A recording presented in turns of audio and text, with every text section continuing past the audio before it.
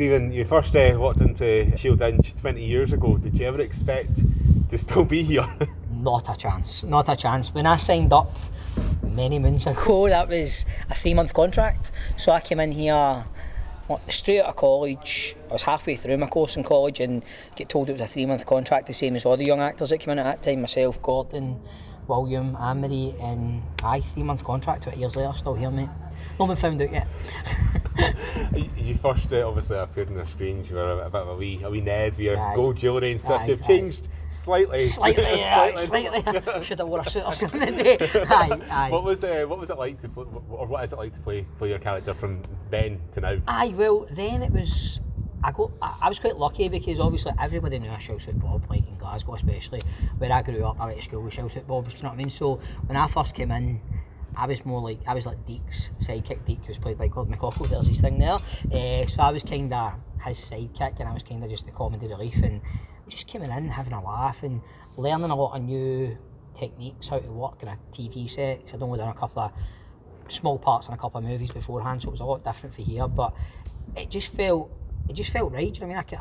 I fitted in all right, and it felt like I could just easily say the lines, and it was well written for me, so it was pretty easy.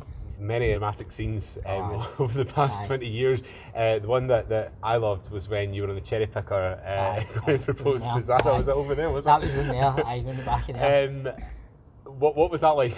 What was it like filming that? I would say that was probably the time when I felt like my character kind of arrived, if you know what I mean. Like that was kind of a big deal, and I remember seeing the script, and the one thing that really scared me was I was to sing Sunshine on Leaf by the Proclaimers, and I'm not a very good singer, so I was like, oh man, but doing it was just such fun. Like going up in the cherry picker was something I'd not really done before, so it felt like a point in the show where I felt my character kind of arrived. It became quite, a lot of people spoke about it and they thought it was funny, but doing such a thing like that in the back there, and Gordon was controlling the cherry picker, so I was to go up and down and singing the song, and the dialogue I remember was like, it was mad. I can't remember the lines off the top of my head, but it was bizarre. But the crew were laughing, everybody was laughing, so if the crew laughed in a rehearsal, that's a good sign that the scene's quite good, do you know what I mean? So it felt quite a monumental part of Shellsuit Bob being part of River City for me. And I believe you are fairy height, so I'm really scared of that. I'm terrible, man.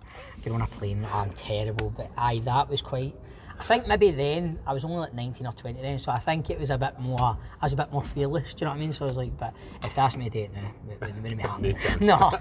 What's been the sort of highlight or the biggest moment in sort of your life in River City? What's been your highlight?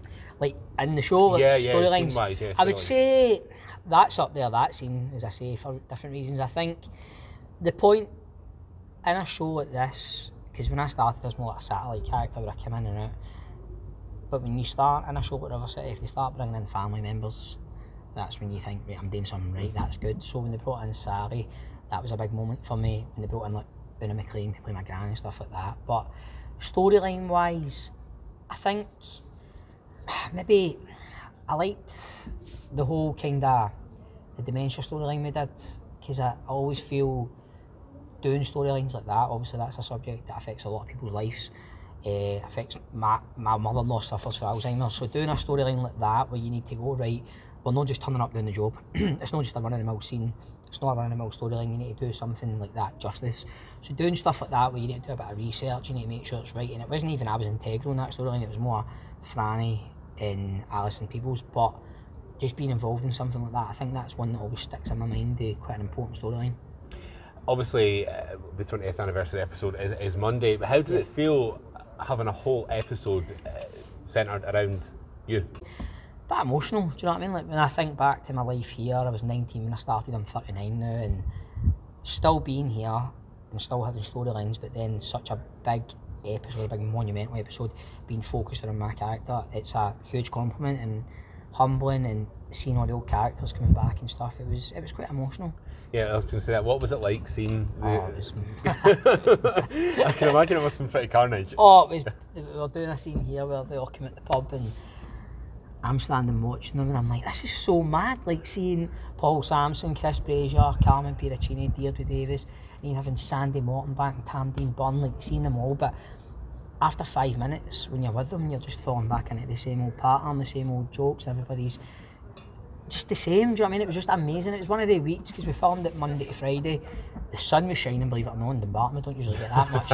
It was like everybody was on holiday and doing like a kind of a different show almost, do you know what I mean? But it was, to see them all, it was fantastic, and I would do it all again. It's, when you talk about favourite storylines, that's going to be one as well, like in maybe 5-10 years, touch wood, if I'm still here, we talk about it and I go, that was one of the best weeks of filming, one of the best storylines to be involved in.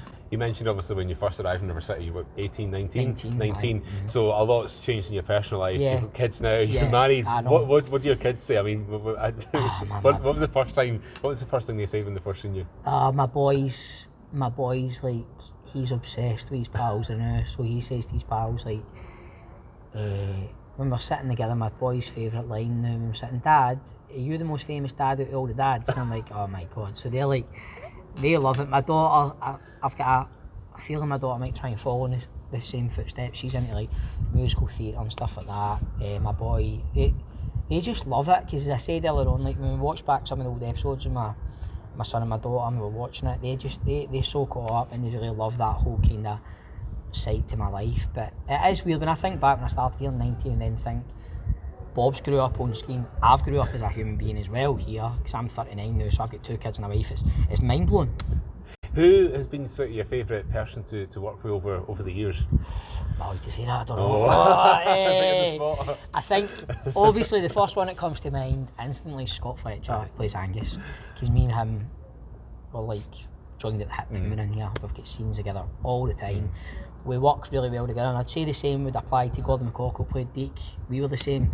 But I'd say, like, I remember Frank Gallagher plays Lenny. He came in, he's been in here 19 years. I remember when he came in, the first scene I had with him was in the garage, and he ad-libbed a couple of lines, and we kept it in, and I remember working with him going, wow, this guy is amazing. He's like the real deal, like proper actor. So Frank's got to be up there. Sally plays Scarlett, my mum, obviously, she's got to be there, but I don't want to single anybody out, so I'll just maybe say there's a wee batch.